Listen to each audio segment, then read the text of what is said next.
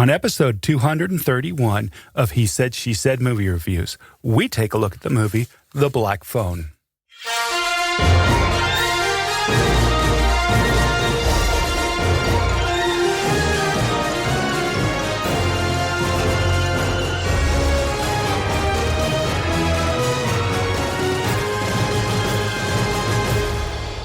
Welcome to He Said, She Said Movie Reviews.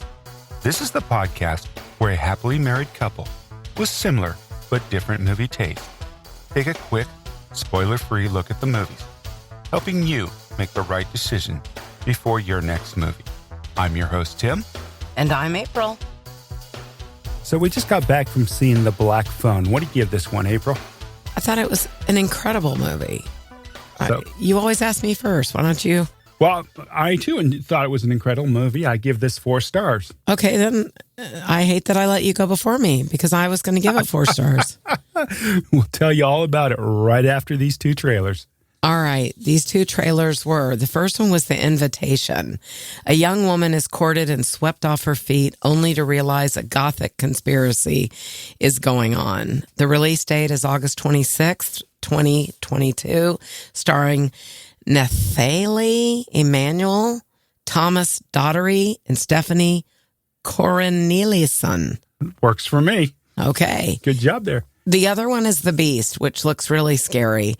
It's about a father and his 2 teenage daughters find themselves hunted by a massive lion intent on proving the savannah, but has but one predator? Apex predator. Okay. And it's not man. And it's not man. Okay. The release date is August 19th, 2022, starring Idris Elba, Sharlto, Copley, and Iyana Halley. I can't wait to see this movie. I'll tell you one of the reasons why. Aren't you scared, too, about lions? Lions and tigers terrify me. Yeah. They're the only thing that terrifies me. And The Ghost in Darkness was one of my favorite movies. I really loved that movie. It freaked me out. And for a long time. This trailer freaks me out. I can't wait to see this. I love man-eating lions and tigers. Well, to me, it does look scary, and I love him, of course, which you know, who wouldn't? Who wouldn't? Okay, so go ahead. Tell me about this. So The Black Phone. This is the story after having been abducted by a child killer and locked in a soundproof basement. A 13-year-old boy starts receiving calls on a disconnected phone from the killer's previous victims. Dun dun dun. This is directed by Scott Derrickson, who is known for Doctor Strange, The Exorcism of Emily Rose, and Deliver Us from Evil. Some great movies right there. And it is written by, once again, Scott Derrickson, who wrote those movies above, and Robert Cargill, who's also known for Doctor Strange and Sinister 2. And this is based off the short story, The Black Phone by Joe Hill. And if you don't know who Joe Hill is, that's Stephen King's son. And by the way, just Google him. It is so freakily amazing how much he looks like his dad in the Tim, pictures. this was fascinating to me. Tim came running in to tell me this. I had no idea. Well, I'm a big Joe Hill fan. I loved his first book, Horns, which was phenomenal. Yeah, I just don't know why I didn't make the connection, but you have always loved him. Oh, yeah, he's a great writer. I'm going to let you do the cast. I think everyone can hear my voice is a little strained. Yeah, both April and I are fighting a little cold here. So this cast had Mason Thames, Madeleine McGraw, Ethan Hawke, Jeremy Davies, E. Roger Mitchell, Troy Rudeseal, James Ransone, Mora Miguel, Cazarez, and Rebecca Clarke. The runtime is 103 minutes, which is perfect. It's rated R for violence, bloody images, language, and some drug use. All right, let's dive straight into this movie. For me, once again, I gave this a 4-star, and so did April. And we wanted to, sometimes when I'm like, have a very strong feeling about the movie, I like to ask people who saw the movie at the same time coming out, what did they think? And everybody had the same reactions. Yeah. They loved this movie. Yeah, and you don't always get that. When we do this, by the way, after a movie, we do not. But this was uniform, the same, similar answers from people. What I liked about this movie was this movie isn't your modern day horror movie that relies on either gore, lots of gore, this was exceptionally well made. Bump thrill, what I call bump thrills to get you scared. This was a slow build that kept on building suspense up. Most definitely. And it was more of a suspense movie. I think this is a great horror movie for those people who don't like horror movies. Right. And I want to just shout out to Ethan Hawke. I thought he was amazing, as was the brother and the sister. Right. If you haven't seen the trailers for this, Ethan Hawke plays the villain. He plays the antagonist in this movie.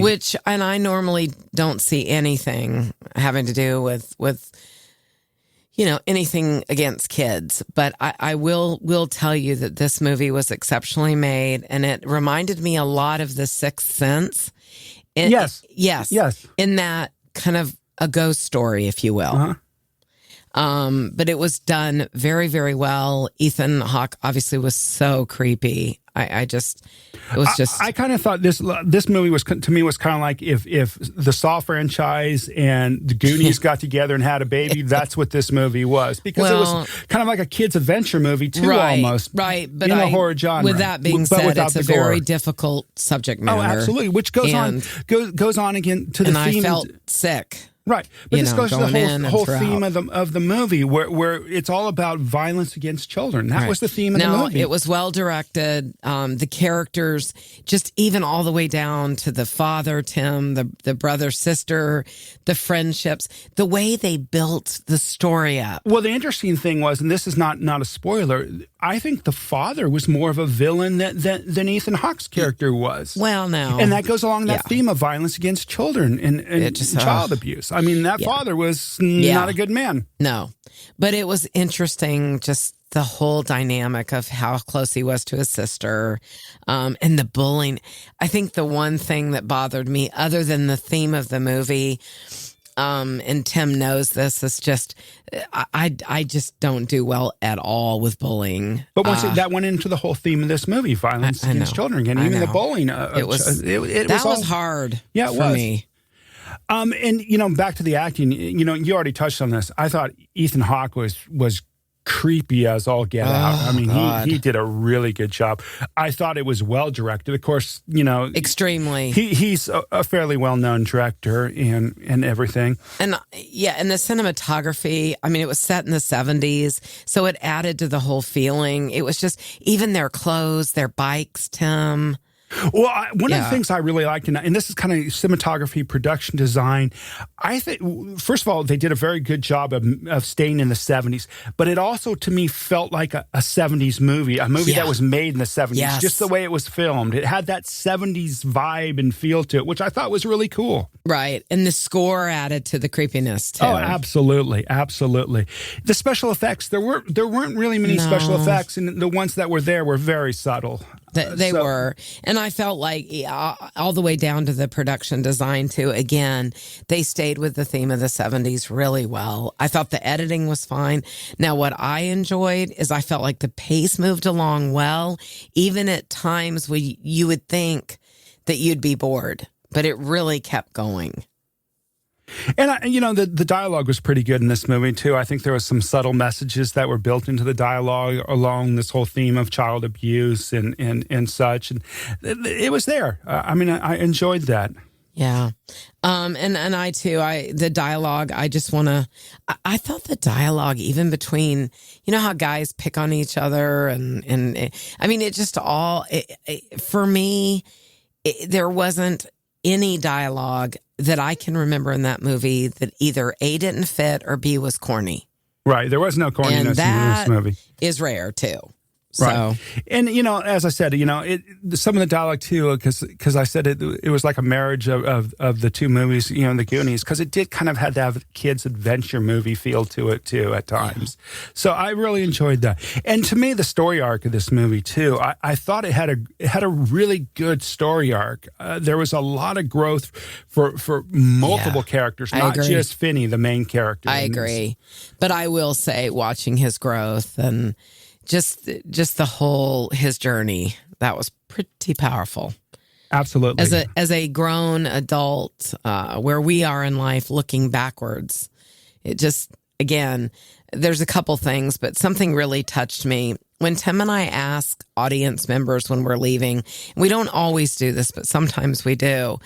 I think the most powerful answer came with our last gentleman we spoke to, and it was exactly how I felt, which is always listen to your kids. Kids are intuitive. They have feelings. They have ideas. They have stories. And so many people don't listen to them because they're kids. And I just love what he said. Listen to your kids. And that's how I felt leaving. And he kind of matched my immediate feeling right then and there. Absolutely. So this is the Black Phone. Both April and I give this movie 4 stars. So good. I think this is a phenomenal movie for people who are not really into horror to see a horror movie without worrying about all the blood and guts and bump scares. You will be on your seat, though, and you will be bothered. I mean, there's no way. There are some things that are bothering in this. Incredibly well done, all the way down to the lighting. Absolutely. So anyway, go see it. And if you get a chance, stream it, rent it, whatever, if you haven't seen it at the movie theater. But see it. All right. Thanks again. And if you haven't already done so, please tell a friend about the podcast. We really appreciate you. We do. And we'll see you at the movies. See you at the movies.